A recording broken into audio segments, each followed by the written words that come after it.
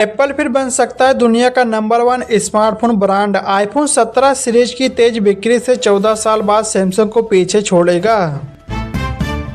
मुंबई से अहमदाबाद के बाद चेन्नई से हैदराबाद बुलेट ट्रेन परियोजना आगे बढ़ रही है। 7 से 78 किलोमीटर लंबे रूट की डीपीआर अंतिम चरण में है, जिससे 12 घंटे की यात्रा लगभग 2.5 घंटे में सिमट जाएगी। तमिलनाडु सरकार की मंजूरी के बाद काम तेजी पकड़ेगा। उत्तर प्रदेश सरकार ने राज्य में विकास को बढ़ावा देने के लिए 26 परियोजनाओं को मंजूरी दी है। इन परियोजनाओं में 13 सड़कों का निर्माण शामिल है, जिस पर करोड़ों रुपए खर्च होंगे। इन सड़कों के बनने से राज्य के विभिन्न क्षेत्रों में कनेक्टिविटी बेहतर होगी और व्यापार को बढ़ावा मिलेगा। यूपी के 270 आयुर्वेदिक डॉक्टरों को मिलेगा पुरानी पेंशन का लाभ। योगी सरकार ने जारी कर दिया है आदेश। गंगा एक्सप्रेसवे का निर्माण लगभग पूरा हो गया है, जिससे मेरठ से प्रयागराज की 5 से 94 किलोमीटर दूरी अब 6 घंटे में तय की जा सकेगी। दिसंबर में ट्रायल और जनवरी के मध्य तक उद्घाटन संभावित है। चलिए दोस्तों, अगली खबर बताने से पहले इस वीडियो को भी लाइक करें, शेयर करें और चैनल को सब्सक्राइब करके बेल आइकन प्रेस कर लीजिए। यूपी समाज कल्याण विभाग ने छात्रवृत्ति योजनाओं के लिए संशोधित समय सारणी जारी की है, जिससे कक्षा 9 से 12वीं तक के छात्रों के लिए आवेदन की अंतिम तिथि 6 दिसंबर तक बढ़ गई है और भुगतान 9 फरवरी तक होगा। सोना 1008 से 11 रुपये महंगा होकर 1,25,119 रुपये पर पहुंचा। चांदी का भाव 2006 से 70 रुपये चढ़कर 1,56,320 रुपये हुआ। इस साल सोना 48,987 रुपये और चांदी 70,303 रुपये महंगी हुई।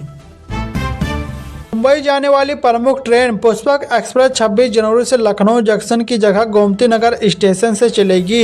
इस ट्रेन के समय में भी बदलाव किया जाएगा। रेलवे ने पुष्पक एक्सप्रेस के साथ लखनऊ जंक्शन छपरा एक्सप्रेस को गोमती नगर स्टेशन से चलाने का आदेश जारी कर दिया है।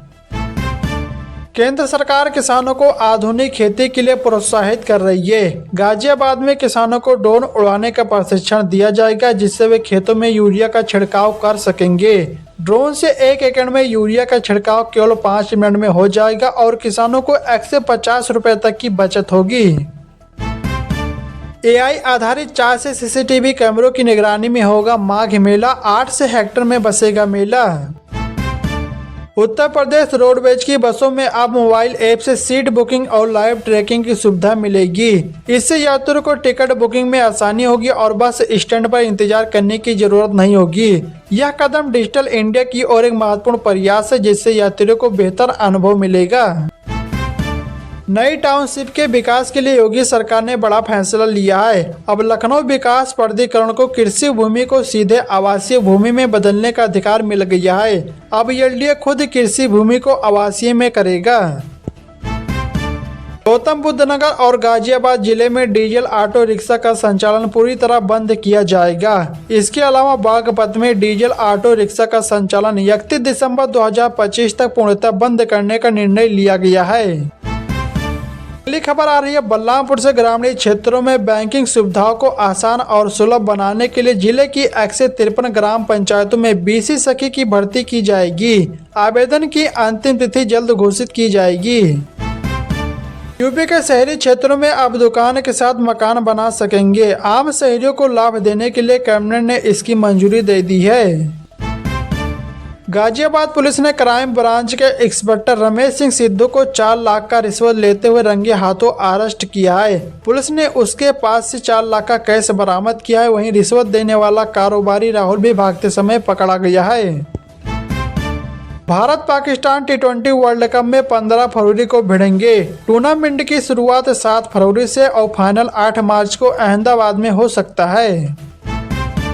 यूपी के धार्मिक खासकर अयोध्या, वाराणसी, मथुरा, वृंदावन और चित्रकूट के साथ बड़े शहरों में पिछले कुछ सालों में हुई रजिस्ट्री की स्क्रूटनी यानी कि जांच होगी। अगर चोरी मिली तो जुर्माना होगा।